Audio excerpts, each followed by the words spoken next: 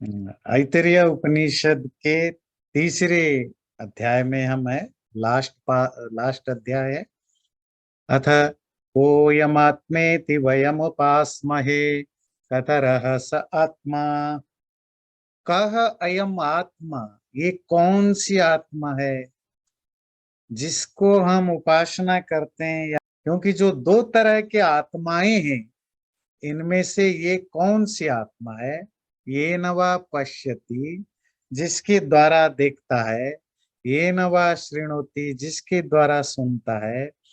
ये नवा गंधान आजिघ्रति, जिसके द्वारा स्मेल्स लेता है, करता है। ये नवा वाचम व्याकरोति, जिसके द्वारा स्पीच वाणी बोलता है।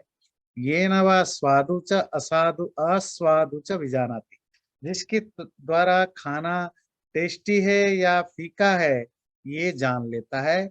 वो कौन है? तो जैसे आप वेदांत में भी पढ़े और बाकी उपनिषदों में भी पढ़ा, आपके अंदर दो दो आत्माएं रहती हैं। पहली चीज तो ये एक आत्मा जो आप जीवात्मा है, जो आपकी अपनी सेल्फ है। दूसरा परमात्मा भी उसी उसी के अंदर रहता है। तो उसी की बात कर रहे हैं।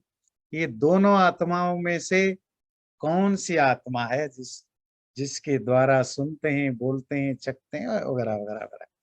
तो हर एक के अंदर दो आत्माएं हैं।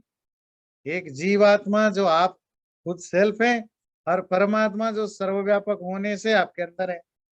ये दोनों में से ये कौन सी आत्मा है? कतरा आत्मा, या जिसके द्वारा देखता है, जिसके द्वारा सुनता है, जिसके द्वारा चखता है, मतलब पांचों इंद्रियों को यूज करता है।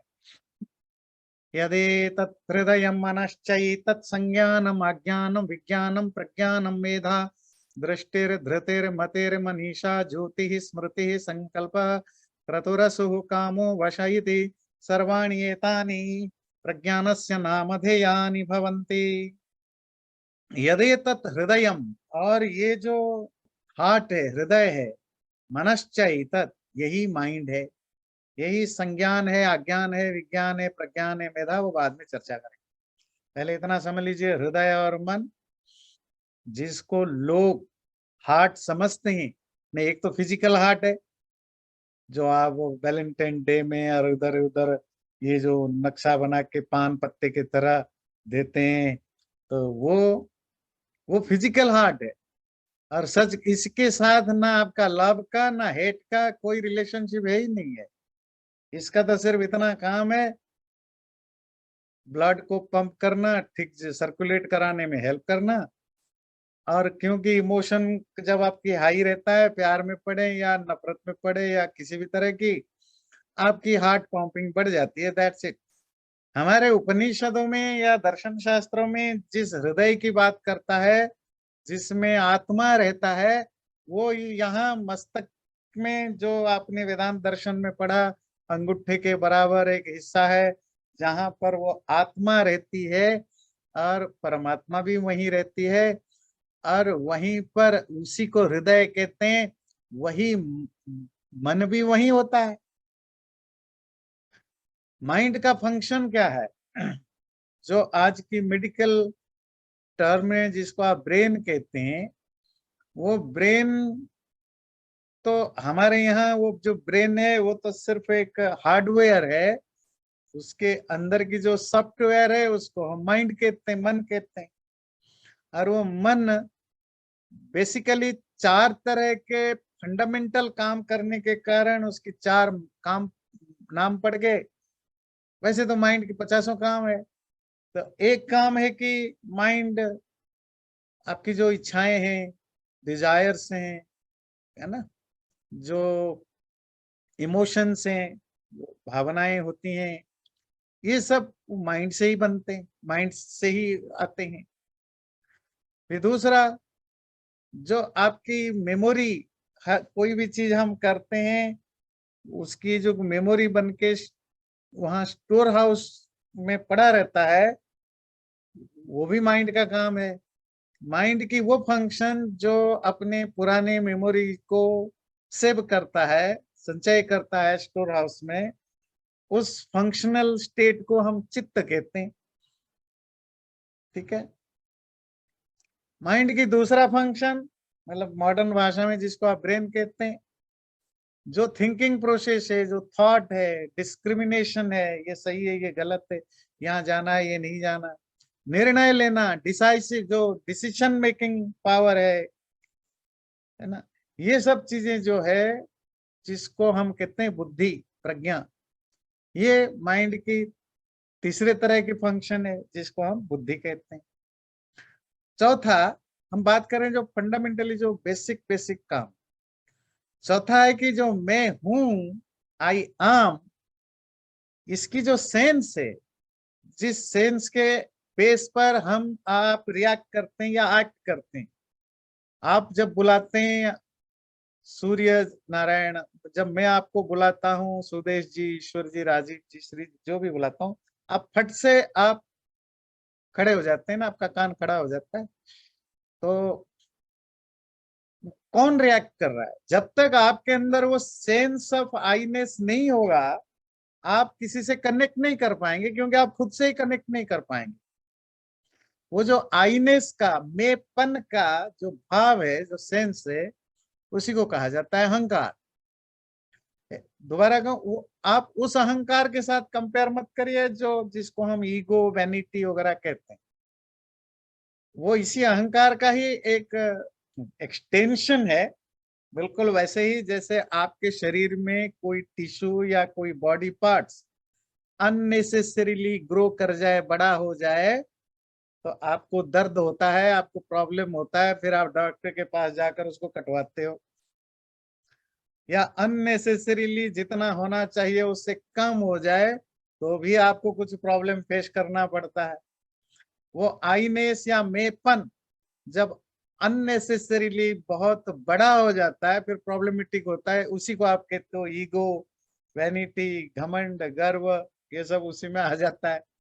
पर उसकी जरूरत तो है ना, उसकी अपनी, नहीं तो फिर आप संसार में सरवाइव कैसे करेंगे? आप कनेक्ट कैसे करेंगे यूनिवर्स के साथ, दुनिया के साथ, सोसाइटी के साथ, फैमिली के साथ, अपने साथ कैसे कनेक्ट करेंगे? आप कहेंगे मैं बीमार हूं। अब बीमार हूं ये बोलने में ईगो थोड़े ही है। पर आप जब तक मैं को रिकॉग्नाइज नहीं करेंगे तो कैसे बोलेंगे कि मैं बीमार हूं? आपको किसी ने पूछा आपका नाम क्या है, अब आप नाम बताना कोई ईगो थोड़े ही है। पर अगर आप जब तक मैं बोलेंगे नहीं, आप अपने आप को रिकॉग्नाइज नहीं करेंगे कि मैं अमुक हूं, तो आप नाम कैसे बताएंगे? तो डे टू डे लाइफ में जीने के लिए क्या चाहिए? जो आईनेस की सेंस, मैं हूं, इसका, अपनी सत्ता का, एग्जिस्टेंस को का जो सेंस है, इसी को कहते हैं अहंकार। तो ये भी माइंड का ही एक काम है। बात समझ में आई? जिसको हम नॉर्मली कहते हैं अंतःकरण चतुष्टय, मतलब 4 इंटरनल ऑर्गन्स, 4 अंदर के इंद्रियां, मन, बुद्धि, चित्त, अहंकार, उन सबको मिलाकर हम मन कहते हैं। और मन का दूसरा नाम हृदय भी है। जब आप कहते हैं हृदय, वो उसी को ही कभी कभी हृदय को ही मन कहा जाता है, मन को ही हृदय कहा जाता है। ये सिनोनिम के रूप में, पर्यायवाची के रूप में भी यूज होते हैं। पर अगेन, वो मन, वो हृदय वो नहीं जो आपके सीने में धड़कता है, वो नहीं। ठीक है, वो जो आपके मस्तक में है, जहां आत्मा रहती है, जहां आत्मा और परमात्मा का मिलन होता है, जहां पर मन है। अब उसकी थोड़ी, हमने तो सिर्फ 4 चीजें बताई। ये ऐतरेय उपनिषद उसके कितने तरह के जो फॉर्म है वो उसको बताता है। वो देखिए, संज्ञानम, वही संज्ञान है जो सेंटियंस है, जो चेतन स्वरूपता है। वही आज्ञानम है, वही कमांडिंग, वहीं से आता है जो कमांडिंग नेचर है। जब आप किसी को आदेश देते हैं ना, कुछ बोलते हैं, किसी को भी कुछ आप बोलते हैं, पानी लाओ, खाना करो, ये काम कर लो, वो अज्ञानम, वो भी उसी का ही एक एक्ट है। विज्ञानम, किसी भी चीज को जो डीपली समझना, जानना, वो भी वही है। प्रज्ञानम, जो प्रेजेंस ऑफ माइंड है, इंस्टेंट जो आप सोल्यूशन ढूंढते हैं या रिएक्ट करते हैं, वो भी वही है। मेधा, जो रिटेंटिवनेस है, दृष्टि, जो सेंस परसेप्शन, जब कोई चीज आप इंद्रियों से कनेक्ट करते हैं, उसके बाद जब आपको ज्ञान होता है उसी को दृष्टि कहते हैं। धृति जो रिटेंशन पावर है, जो जिस चीज को आप, सपोज आपको कोई ज्ञान हुआ तो आप इसको जो मेमोराइज, जो मेमोरी में बना रहता है, उसी को कहते हैं धृति। मति जो आपकी थिंकिंग, जो थॉट है, विचार है, वो है मति। मनीषा जो थिंकिंग एबिलिटी है, सोचने की जो क्षमता है, उसको मनीषा कहते हैं।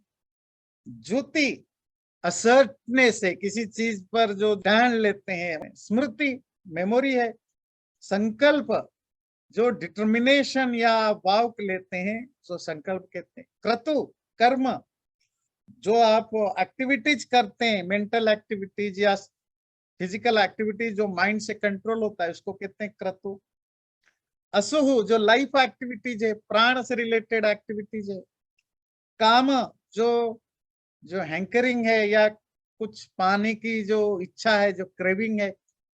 वश जो पैशन है, किसी चीज के पीछे पड़ जाना, सबऑर्डिनेट बन जाना, है ना, खाने के पागल है या अलग अलग चीजों के हम पागल होते हैं। सर्वाणी एवं एतानी प्रज्ञानस्य नामधेयानि, ये सारे के सारे उस प्रज्ञान या चेतना के अलग अलग नाम होते हैं। ये जो आपने माइंड के अलग अलग फंक्शन को जाना, जो कुछ भी जाना, ये सब चेतना के अलग अलग नामधेय यानी अलग अलग स्वरूप के प्रज्ञान के। चेतना किसका धर्म है? आत्मा की प्रॉपर्टी, माइंड की प्रॉपर्टी नहीं है। पर जो कुछ डिस्क्राइब किया जा रहा है, बुद्धि, विवेक शक्ति, चेतना, संज्ञान, आज्ञान, जो भी कुछ बताया गया, मेमोरी, ये सब माइंड के फंक्शन। पर चेतना का क्यों बताया गया अलग अलग नाम? क्योंकि माइंड एक तरह के, मतलब आप एक कंपनी के मालिक हैं, बहुत बड़े कंपनी के, तो आपके नीचे बहुत सारे लोग काम करते हैं, बहुत सारे डिविजन्स हैं, उनके भी हेड्स होते हैं। पर वो सारे कंपनी को हेड जो करता है, वो मालिक नहीं करता। जो जो उसकी फंक्शनल हेड होता है, वो आपका सीईओ होता है या प्रेसिडेंट, जो भी होता है। ये जो सीईओ है, चीफ एग्जीक्यूटिव ऑफिसर है, वो सारा फंक्शन करता है। आम लोगों के लिए तो जो सीईओ है, यही मालिक है, मतलब जो आम का एम्प्लॉय होते हैं, क्योंकि उनको पता है भाई यही सब कुछ डिसीजन लेता है, सीईओ ही सारा डिसीजन लेता है। पर सीईओ का जो पावर है, वो और कहीं कनेक्टेड है, कहीं से आता है। तो कहाँ से आता है? मालिक से, ओनर से। जिस दिन ओनर के साथ उसकी बने नहीं, अब उसकी सारी पावर चली गई। फिर दूसरा सीईओ आता है। पर ओनर जब तक खुद सामने ना आए, तब तक तो एम्प्लॉय को पता नहीं चलता। उसके लिए तो सीईओ सब कुछ है, कंपनी का हेड वही है, फंक्शनल हेड वही है। पर सीईओ का पावर, और पावर का जो सोर्स है, वो और कहीं से आता है। तो आपकी बॉडी स्ट्रक्चर में, पर्सनालिटी में भी जो माइंड है, वो सीईओ की तरह है। सारे बॉडी का जो फिजिकल, मेंटल, स्पिरिचुअल, इंटेलेक्चुअल जो भी फंक्शन है, क्रियाएं हैं, वो सब माइंड ही करता है। जब मैं माइंड कहता हूं, मन बुद्धि चित्त अहंकार, आप इसको अलग के रूप में देखना चाहें, एक देखना चाहें, अलग, यही फंक्शन करता है। पर इनकी जो फंक्शनैलिटी है, इनकी फंक्शन करने की जो एबिलिटी है, वो किराए का है, वो बरोड है, वो कहीं से आता है। वो आत्मा के, चेतना के होने पर ही होता है। सिंपल बात है। अगर आप ऐसा नहीं मानेंगे, तो शरीर में जब आत्मा नहीं रहती है, चेतना नहीं रहती है, फिर कहाँ कुछ फंक्शन हो पाता है? नहीं हो पाता है ना। बात समझ में आई? तो ये सारे के सारे जो 50 तरह के मेंटल फंक्शन है, intellect, wisdom, discriminative power, emotion, craving, जो भी आपने मेमोरी, जो भी आपने पढ़ा, सेंसुअल डिजायर, ये सारे के सारे मन के अलग अलग फंक्शन है प्रज्ञान या चेतना पर। ये चेतना होने पर ही ये होते हैं, ना होने पर ना। जब आप अगले क्लास में पढ़ेंगे न्याय दर्शन, इस बार आप पढ़ेंगे, वो तो उसमें आता है आत्मा के लिंग। लिंग मतलब मार्क्स या साइंस, कैसे पता लगता है कि आत्मा है, तो उसमें वो 6 अलग अलग बताते हैं। यहाँ तो उन्होंने दर्जनों चीजें बता दी जो चीजें हैं, तो ये तो रैंडमली बता दिया, वहां तो स्पेसिफिकली फिलोसफी है तो बहुत तो स्पेसिफिकली बताया। अर्थात क्या है, अगर किसी के अंदर कोई कोई चीज आप जानते नहीं, ये लाइव है, बहुत सारे लोग पूछते हैं कैसे ईंट में आत्मा है, पेड़ में आत्मा है, मनुष्य में आत्मा तो चलो मान लेते हैं, पशु पक्षी में है, वो जो आपके अंदर सेल से उसमें आत्मा है, 50 सवाल पूछते हैं। इन सब सवालों का एक ही आंसर है, जहां भी लाइफ है उसमें आत्मा है। पर जो न्याय दर्शन है जो आप पढ़ेंगे, वो उसको और थोड़ी डिफाइन करता है। इवन आपको प्राण है कि नहीं समझ नहीं आएगा, तो कहते हैं जहां भी ये जो आपने बताया ना, जिसमें भी इच्छा है कुछ करने की, है ना, जिसमें भी कोई नेचुरल मोशन है, जिसमें भी डिसीजन मेकिंग प्रोसेस है, तो वो आप जब न्याय पढ़ेंगे तब आप पढ़ेंगे इसको, अगले थर्सडे को आप पढ़ेंगे। तो इसी तरह यहां भी वो बता रहा है, ये सारे के सारे चेतना के ही धर्म है, इसीलिए संज्ञान प्रज्ञान के ही अलग अलग नाम है। यहाँ प्रज्ञान चेतना के अर्थ में यूज हुआ है। एष ब्रह्म एष इंद्र एष प्रजापतिरेते सर्वे देवा इमानि च पंच महाभूतानि पृथिवी वायुराकाश आपो ज्योतिंषीतेतानि इमानि च क्षित्र मिश्राणि च बीजानि तराणि चेतराणि चांडजानि चारु च जारजानि च स्वेदजानि च उद्भिजानि चाश्वः गावः पुरुषास्तिनो यत्किञ्चिदेदं प्राणिजङ्गमं च पतत्रि च यच्च स्थावरं सर्वं तत् प्रज्ञानेतं नेत्रं प्रज्ञाने प्रतिष्ठितं प्रज्ञानेत्रो लोक प्रज्ञा प्रतिष्ठा प्रज्ञानम ब्रह्म। ये जो चेतना है, ध्यान रखिए, ये जो कॉन्शसनेस या चेतना है, एष ब्रह्म यही ब्रह्म है, एष इंद्र यही इंद्र है, एष प्रजापति यही क्रिएट लॉर्ड ऑफ क्रिएचर, संसार को बनाने वाला वही है, इते सर्वे देवा, ये सारी की सारी जो देवताएं हैं या जो फंक्शनल इंद्रियों का फंक्शन है वो भी इसी से यही है। पंच महाभूतानी, ये जो 5 बेसिक एलिमेंट्स, पृथ्वी वायु आकाश जल, जो 3 मतलब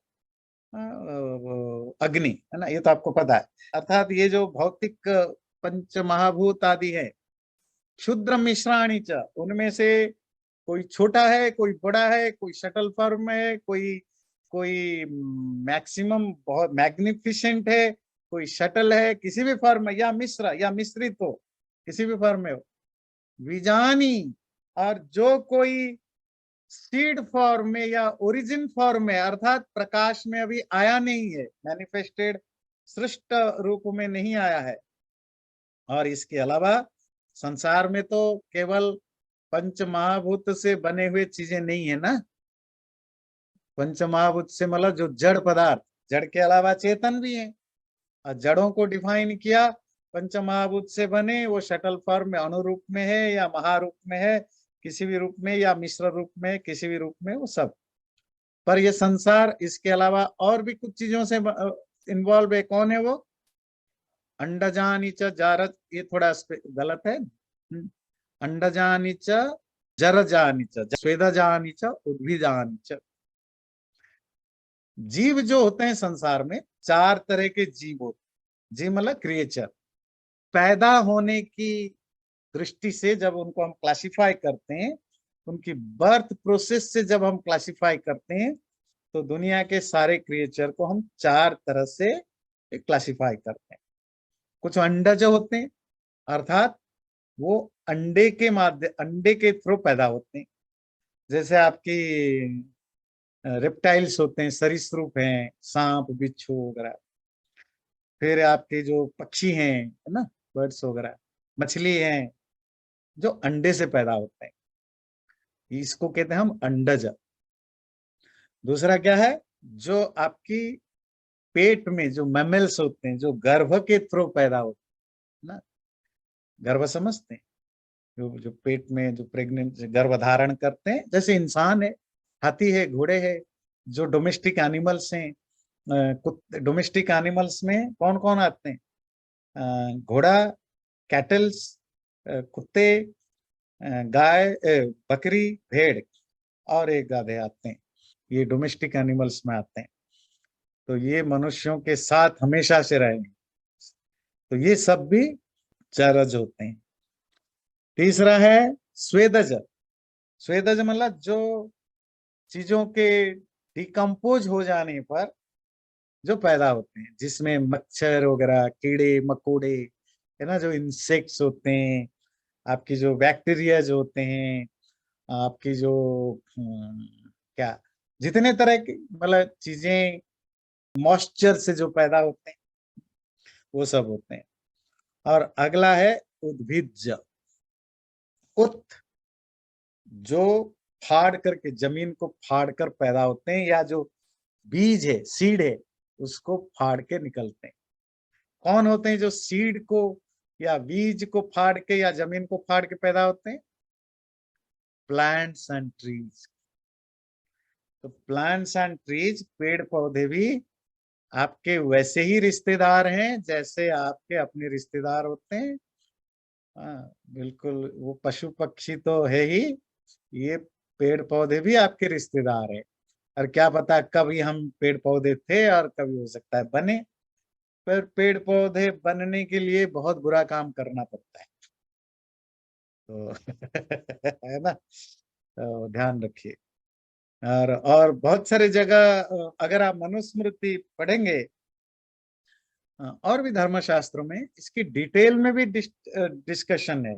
सपोज ये उद्भिज्ज है, ये भी चार तरह के होते हैं, वृक्ष, वनस्पति, लता, गुल्म। फिर वो वृक्ष भी कितने तरह के, वनस्पति भी कितने तरह के, गुल्म भी कितने तरह के होते हैं।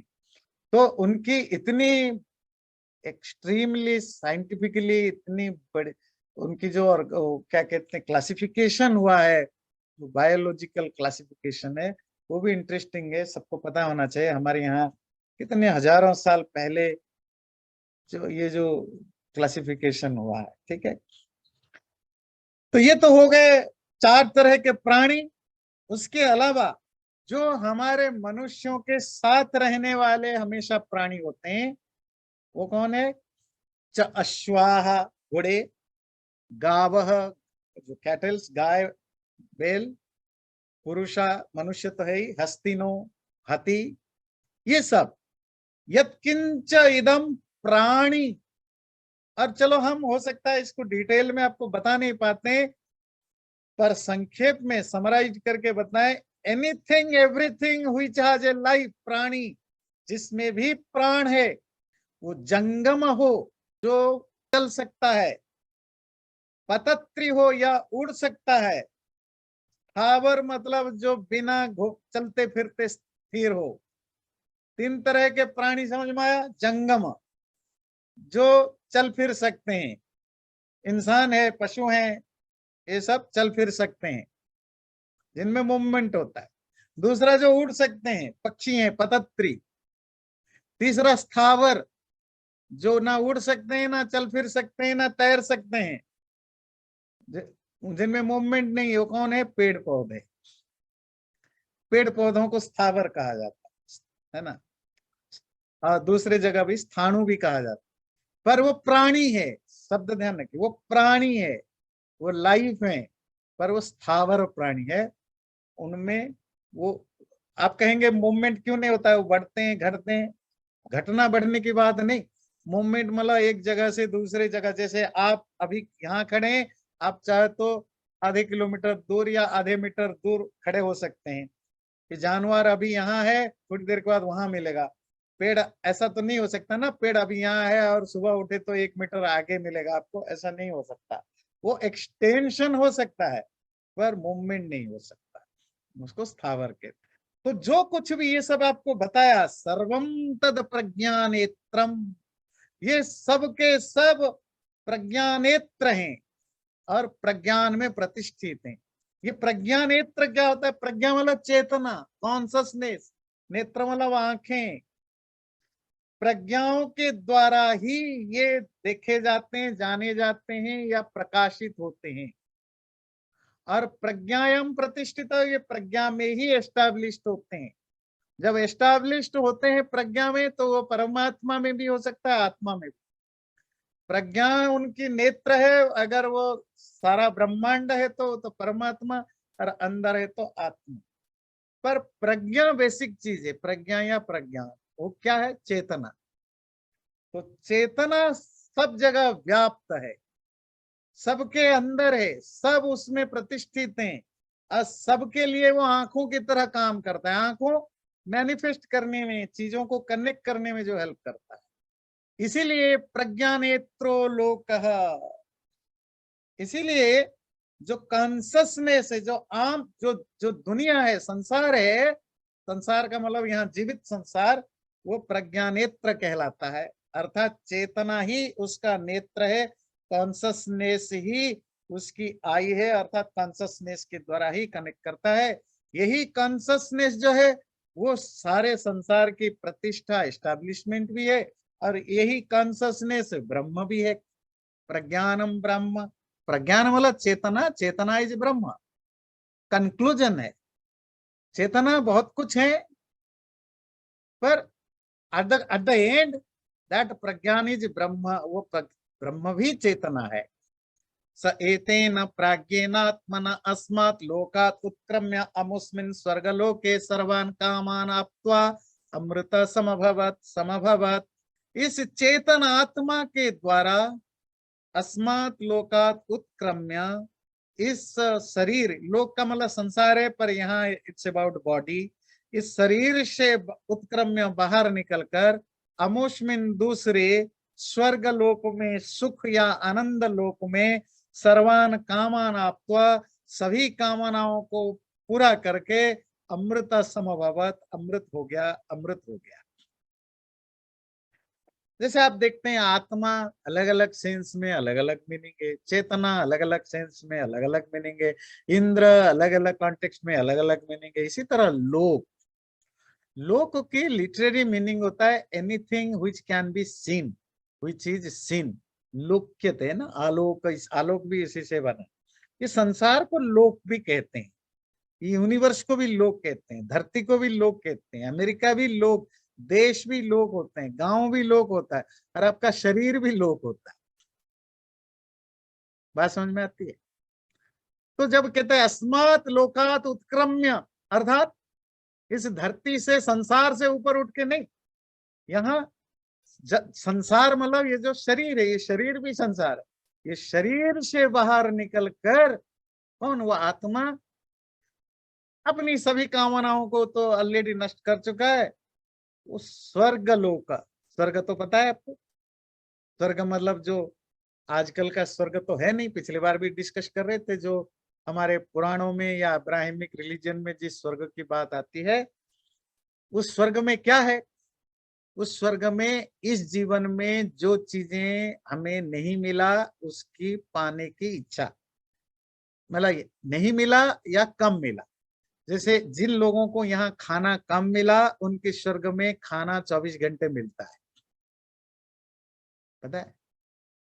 जिन लोगों को यहाँ और भी सेंसुअल प्लेजर थोड़ी कम पड़ गई, इस स्वर्ग में एब्सोल्यूट मिलता है। जिन लोगों को यहाँ ठंड और गर्मी बहुत चुभता रहा, परेशान हुए, जिंदगी भर सोचते रहे कभी ऐसा जगह मिले जहाँ ठंड गर्मी ना लगे, तो ना उस स्वर्ग में वो मिला। क्या मिला? चिरवसन, एवरग्रीन, एवर एवर स्प्रिंग। और सच कहिए, अगर आप अब्राहमिक रिलीजन की स्वर्ग को पढ़ें या हमारे पुराणों की स्वर्ग को पढ़ें, कि किसी भी मिडिल क्लास, और अगर थोड़ा ऊपर चले जाए हायर मिडिल क्लास भी उसको अचीव कर लेता है, यहीं पर अचीव कर लेता है। हाँ, बस इतना है कि वो अमृत, वो अमर नहीं हो पाता है। बाकी सारे जो भी स्वर्ग में मिलेगा सब यही मिल जाता है। कल्प वृक्ष तक भी भाई जब आपके पास मिलियंस डॉलर हो, और क्या कल्प वृक्ष में आप खरीदते? कल्प वृक्ष जिन लोगों में कल्पना है, वहां देखिए क्या मिलता है, बढ़िया बढ़िया खाना पीना मिलता है। बस कल्प वृक्ष से क्या मांगा करते थे? बढ़िया बढ़िया खाना पीना, यही मांगते थे और कुछ नहीं। छोटे मोटे लोअर मिडिल क्लास की घर भी ना आधा स्वर्ग तो है। एयर कंडीशनड हाउस है, ना ठंड या ना गर्मी की चिंता है। हाँ जी, खाने पीने की सुख सुविधाएं सब हैं। थोड़ा आप पैसा और बढ़ जाएगा तो बाकी जो चीजें हैं जो आपकी घर में आपकी तृप्ति नहीं होती हैं, आप बाहर जाकर तृप्त कर लेते हैं। और जो बहुत रिच लोग हैं वो तो अपने यहाँ 10-20 वो भी रख लेते हैं, स्पाउस कहिए या जो भी कहिए, वो भी रख लेते हैं, है ना। तो बात है कि वो एंजल्स या परियां यहाँ भी पैसा होने पर भी मिल जाता है चाहो तो स्वर्ग तो जो पौराणिक या अब्राहमिक स्वर्ग है वो तो एक अनसेटिस्फाइड अनफुलफिल्ड इच्छा या डिजायर्स की एक कल्पना है। पर जो वैदिक स्वर्ग मतलब वेद उपनिषद दर्शन शास्त्र मनो धर्म शास्त्र आदियों में जिस स्वर्ग का वर्णन है वो मोक्ष की वर्णन है, जहां मैटेरियल चीजें कुछ मिलता नहीं है। उल्टा वहां जाने के लिए कंडीशन है कि आपकी कामनाएं ऑलरेडी पूरी हो चुकी हों।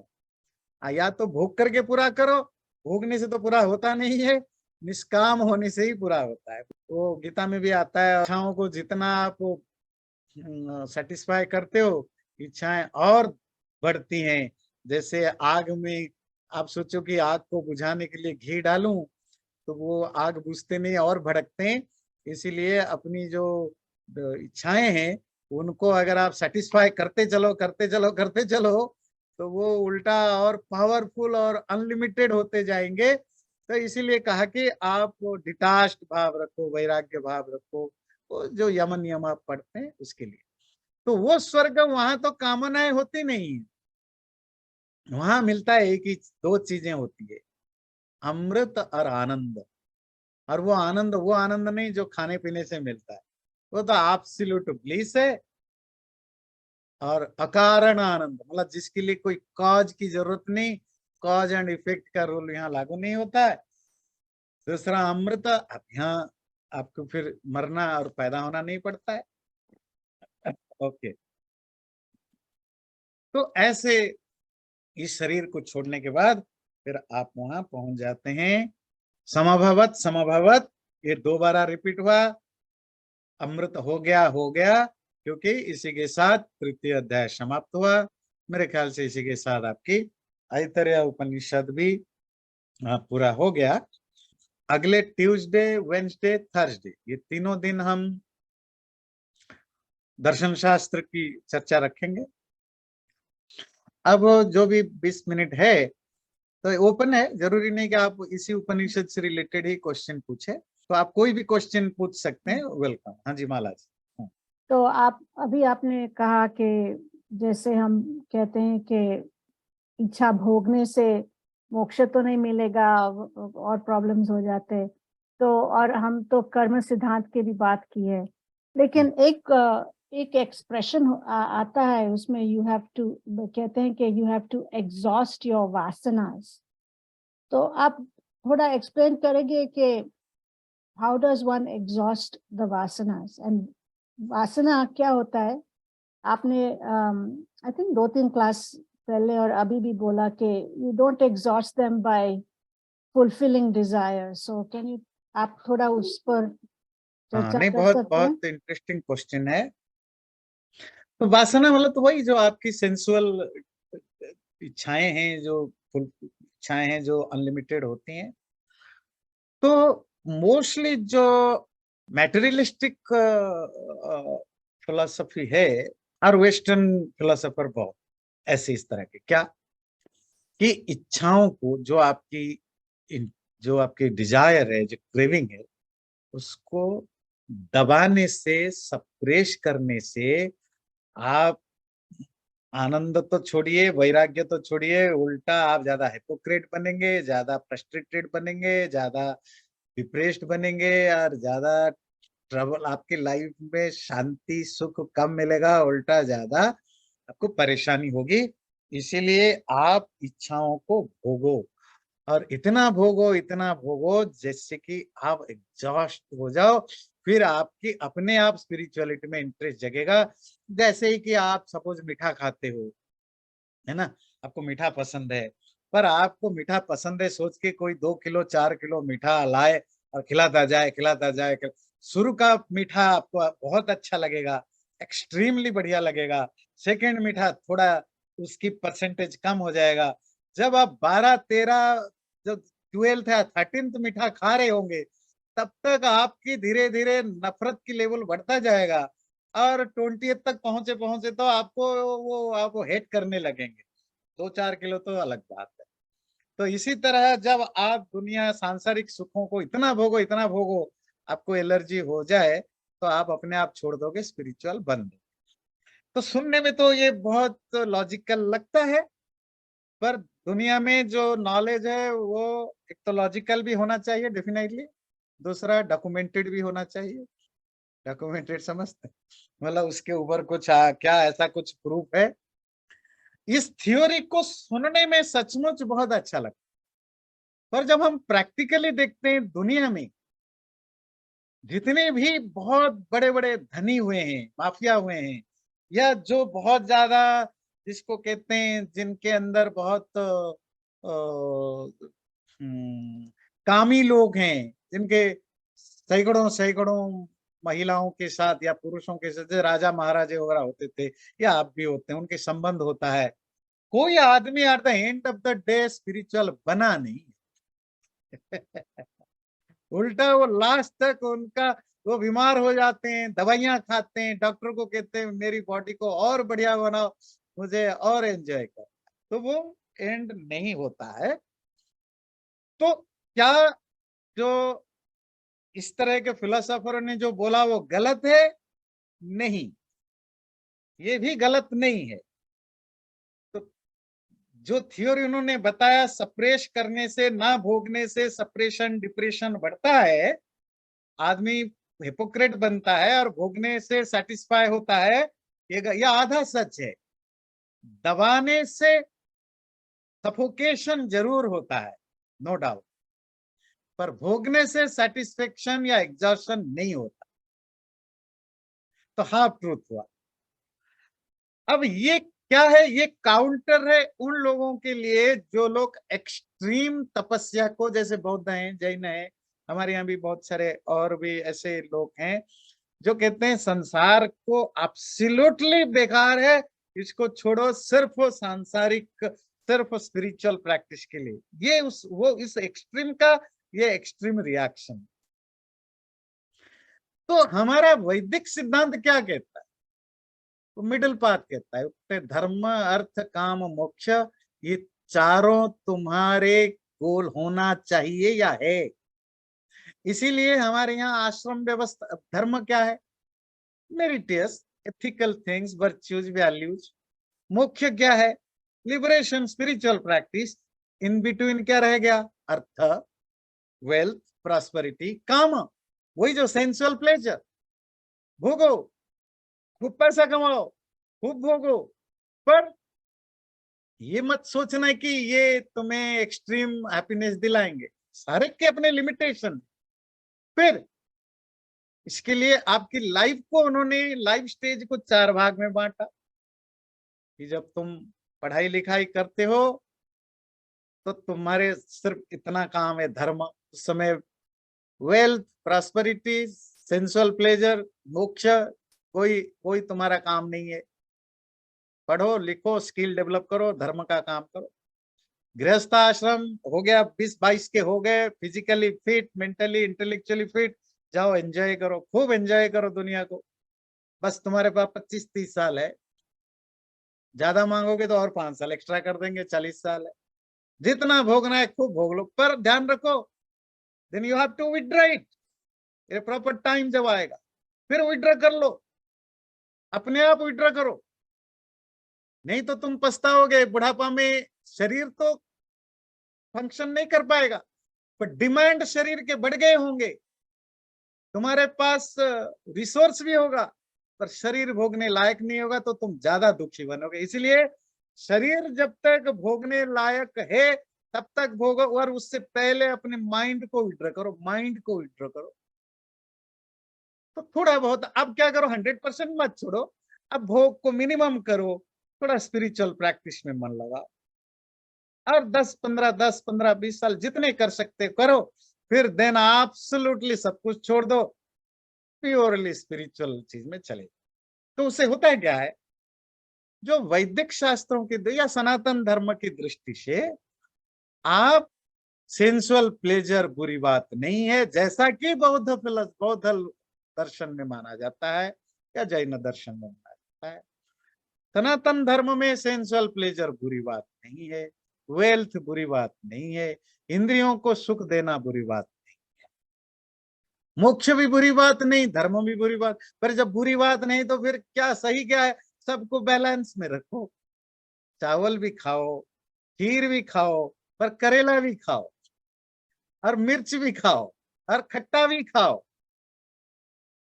हमारे खाने में भी तो यही होता है ना, कभी गेस्ट जाते हैं देखें, कभी एक टेस्ट का कोई देगा ही नहीं, है ना। उसमें खट्टा थोड़ी होती है, खट्टे वाली चीज, मीठे वाली चीज होंगे, फीके वाली चीज होंगे, मतलब जितने दुनिया में रस हो सकता है, तुम्हारे प्लेट में भी वो रस रहे, तुम्हारे पर्सनालिटी में भी वो रस रहे, तुम्हारे लाइफ में भी वो रस रहे।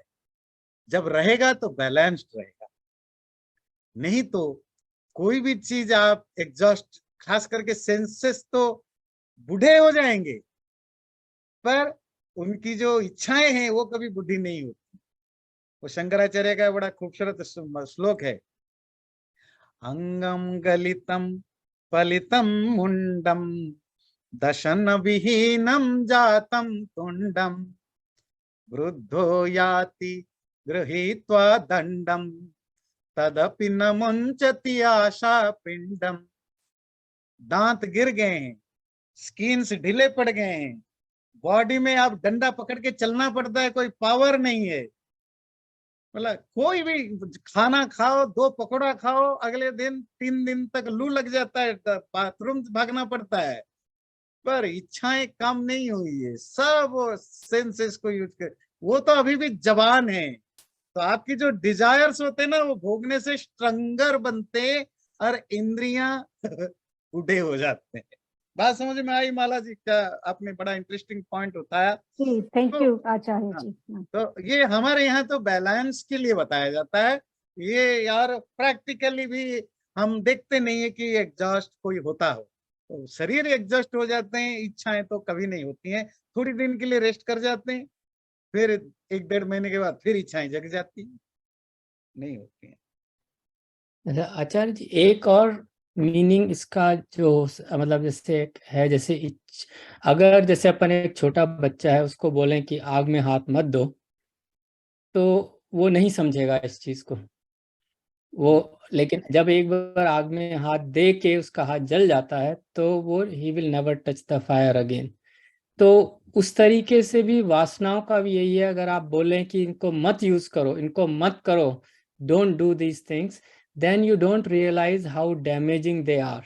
तो समटाइम्स एग्जॉशन एग्जैक्टली वो मीनिंग नहीं है, but sometimes you have to do those things to realize their impermanence, that कि जो आपको प्लेजर मिल रहा है, जो सेटिस्फैक्शन मिल रहा है, जो आपकी प्लेजर सेंसुअल गेन जो आपको है, that is very temporary. So if a person is mature enough, then perhaps by थोड़ा सा उसको एक्सपीरियंस करने से he realizes the impermanence and that may help in path of realization.